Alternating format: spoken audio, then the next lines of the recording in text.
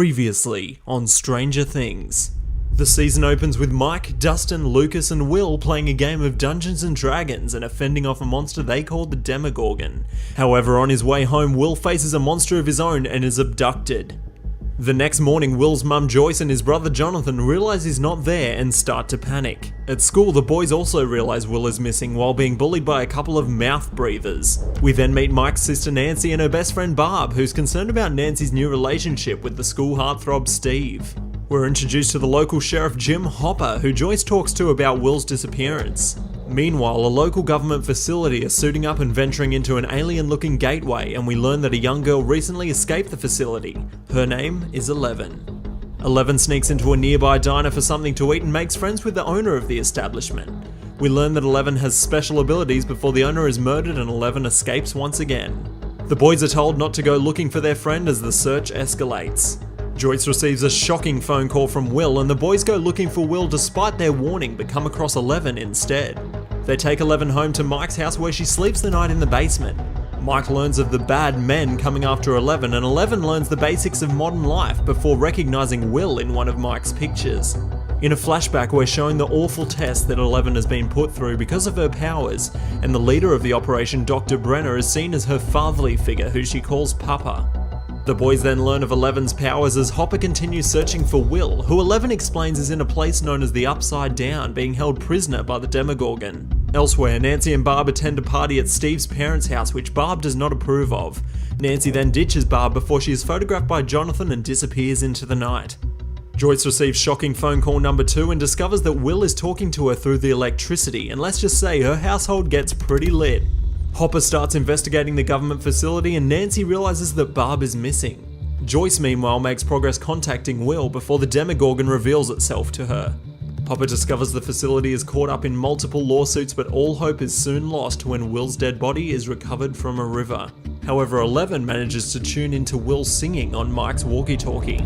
Joyce and Jonathan identify Will's body, but Joyce refuses to believe the corpse is her son. The police start looking into Barb's disappearance, and Nancy and Jonathan admit to each other that they saw a faceless creature the night Barb vanished. The boys prepare Eleven to be taken out in public, and they all attend a school assembly for Will, where Eleven teaches the mouth breathers a lesson. Hopper starts to connect the dots and discovers Will's body is a fake.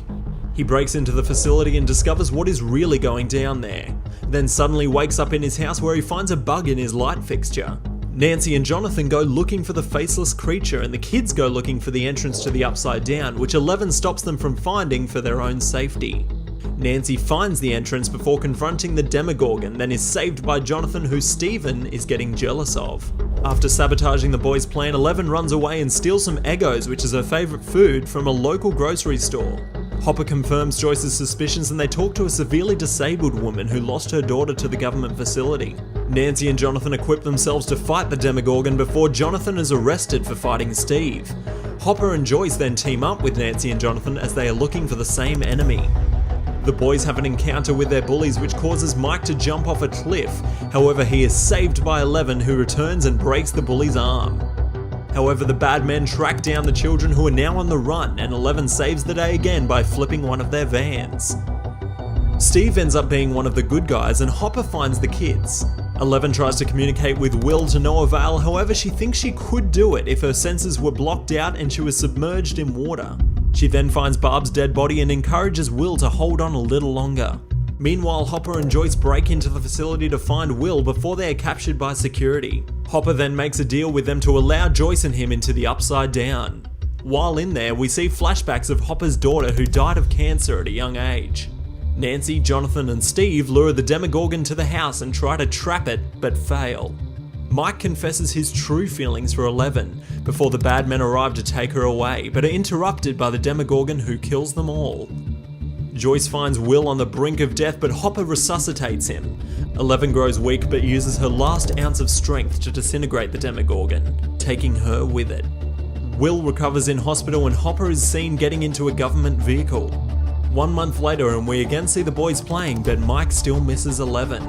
Nancy ends up back with Steve and Will is still suffering from his experience in the Upside Down.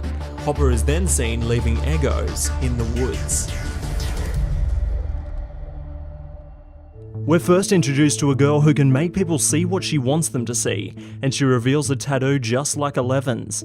Mike, Dustin, Lucas and Will head down to their local arcade where they find a player named Mad Max has beaten their high score in Dig Dug, when suddenly Will experiences the Upside Down and witnesses something emerging in the sky before snapping out of his trance. Hopper is back at work and being pestered by a local conspiracy theorist who is starting to piece things together regarding Eleven and the facility, but Hopper dismisses him to look into a local farmer's pumpkin patch that's been poisoned. We're introduced to Billy and his younger sister Max, who the boys discover is the notorious Mad Max who beat their high score. Joyce has a new boyfriend named Bob and is trying to get some answers about Will's recent episodes in the Upside Down. Dr. Owens is Will's specialist who also supervises the maintaining of the Upside Down gateway, preventing it from spreading. Nancy and Steve visit Barb's parents' house, who just hired a private investigator to help find their daughter, which overwhelms Nancy with guilt. Jonathan tries to cheer Will up before he has another episode and witnesses the shadow monster. Hopper retreats to a cabin in the woods where him and Eleven are currently residing. Eleven escaped the Upside Down and now Hopper won't let her leave the cabin in order to keep her safe. Joyce discovers Will's drawings and alerts Hopper, who is the only person she can trust. The boys are the only ones that dress up for Halloween but try to enlist Max into their group. We learn that her brother is bad news and he threatens to run the boys over with his car. Hopper looks further into the poison crops in the area and finds a pattern. Joyce and Bob fantasize about moving away to escape these events, and Nancy confesses to Steve that their relationship is bullshit. Meanwhile, Eleven finds a way to communicate with Mike, and Dustin finds a little creature in his trash and calls him Dart. Not sure what it is, Dustin starts doing some research. Bob tells Will to stand up to the monsters that haunt him, and while one relationship blossoms, another ends. Tired of being cooped up in the cabin, Eleven leaves in search of Mike and the gang, who are trying to figure out what Dart is. Will recognises it from the Upside Down and the group decide to destroy it, but Dustin has other ideas. Eleven finds Mike and thinks he's falling for Max, so she makes Max fall instead. Eleven has a meltdown, Will gets possessed, and Jonathan and Nancy decide to meet up with Barb's parents to tell them the truth. Little do they know they're being watched and are taken to the facility where they are warned against telling anyone about the town's impending doom. The shadow monster starts taking over Will's body and he starts drawing some sort of map. Eleven finds newspaper clippings of a woman that is likely her mother, so she tries to communicate with her and learns her own real name is Jane. Nancy and Jonathan skip town in search of answers and Dart eats the family cat. Hopper discovers the cause of the crop poisoning, some upside down tunnels which try to consume him. Dart gets pucked and Eleven goes looking for her mother and finds she is traumatized by the events that separated the two of them. Nancy and Jonathan meet up with the conspiracy theorist and they help each other fill in the blanks. Bob helps Joyce find Hopper and Will starts feeling the damage the facility is causing to the gateway. Dustin teams up with Steve to help kill Dart, but he's already escaped into the tunnels. Joyce gets fired up and so do John and Nancy. Hopper recovers after his experience and is shown the full scale of the upside down tunnels. The gang meet up at the junkyard to take care of these demo dogs, and Steve saves the day. The monster inside Will ambushes the workers in the tunnels, and Eleven learns of her long-lost sister who was raised in the facility with her. Carly, aka 8, and her gang of vigilantes spend their time serving justice to those who have wronged them. 8 trains Eleven to become more powerful and gives her a bitchin' makeover. Eleven joins the dark side but remembers that her friends need her and returns to Hawkins. The demo dogs infiltrate the facility and our heroes are trapped inside. We learn why Billy is the way that he is, and Nancy and Jonathan return to help out back at the facility. Bob sacrifices himself so the rest can escape, and Dustin points out that the shadow monster displays traits of a mind flayer, which means that Will feels what it feels. The demo dogs return, but so does Eleven, and she's reunited with Mike, but there's some tension between her and Max, but a different type of tension between Billy and Mike's mum. Eleven returns to the facility to end things once and for all. Max takes down Billy and the heat gets turned up on Will. The gang destroy the tunnels and demo dogs while Eleven uses everything she has to finally close the door on the Upside Down. 1 month later and Barb is finally laid to rest and Hopper officially adopts Eleven. Back at school, everyone attends the snowball. Dustin strikes out twice before Nancy swoops in. Mike and Eleven share a long-awaited kiss and all is well in Hawkins. At least for now.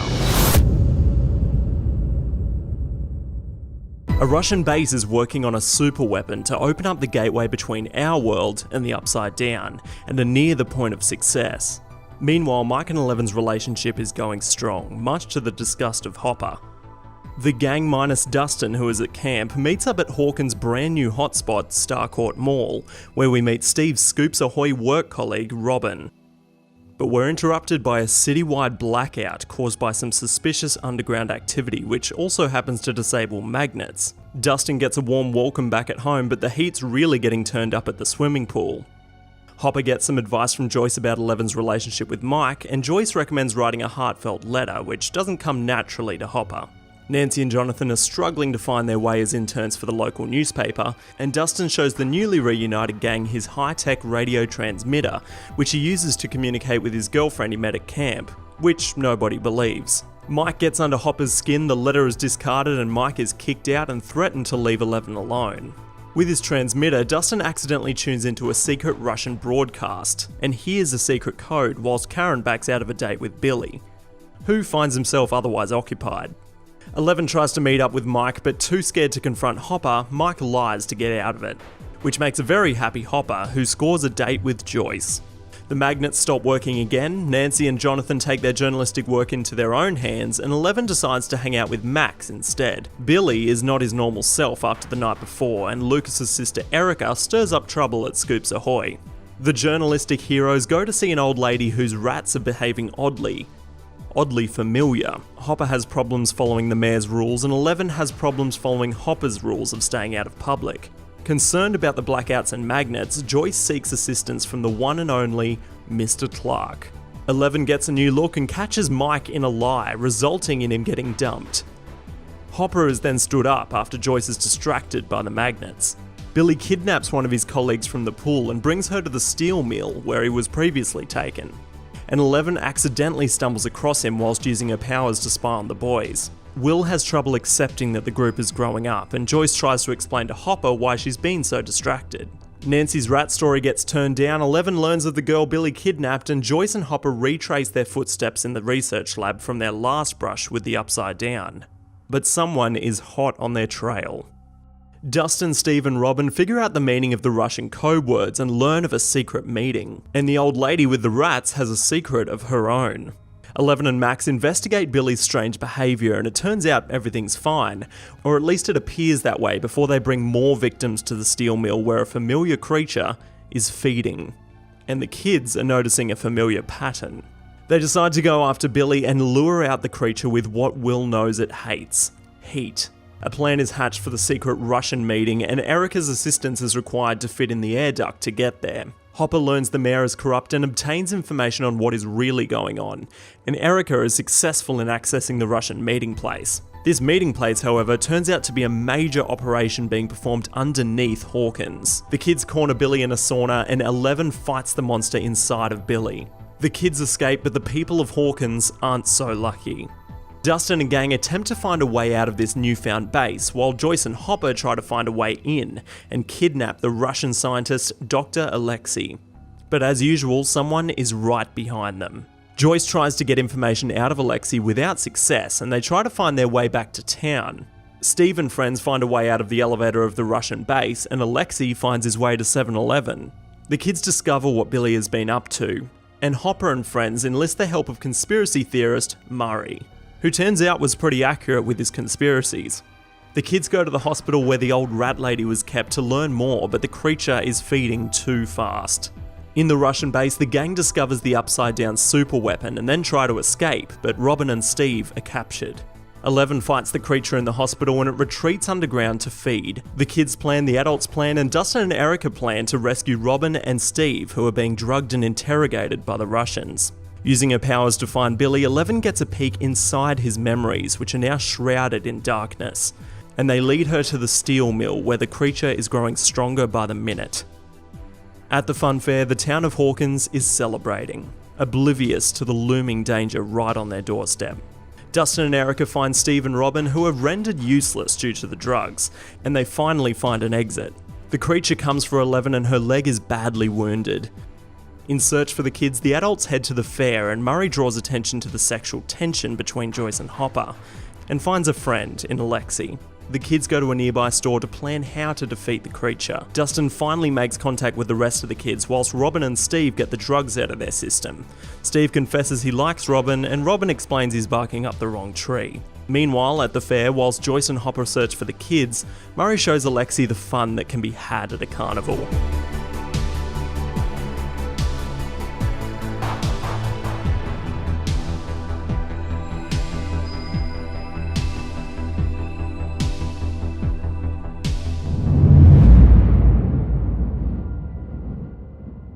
Joyce and Murray narrowly manage to escape the fair.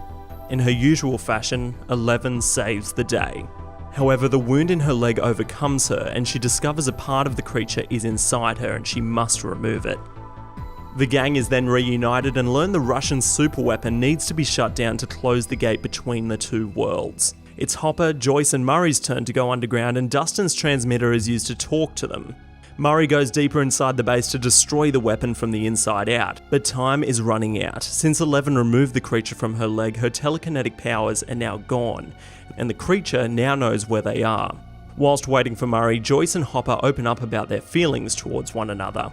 Murray tries to sabotage the superweapon, and the kids try to escape the mall, but are thwarted by Billy. Well, nearly. It turns out Dustin really does have a girlfriend. Billy comes for 11 and presents her to the creature, but the gang distracts it with fireworks. To destroy the superweapon once and for all, 2 people are needed. However, Hopper is delayed fighting the Russian henchmen. 11 reminds Billy of who he really is by showing him the memories she saw.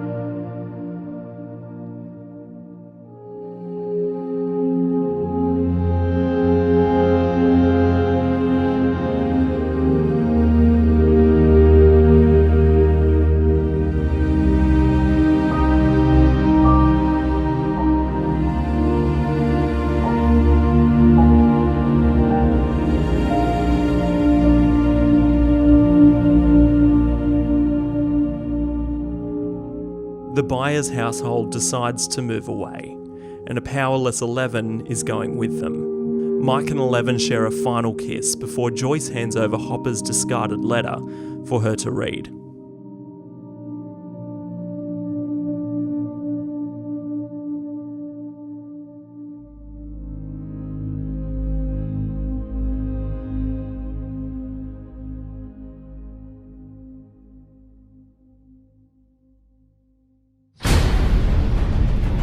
Meanwhile, in Russia, the Russians have prisoners being held in cells, taking them out and feeding them to an all too familiar creature.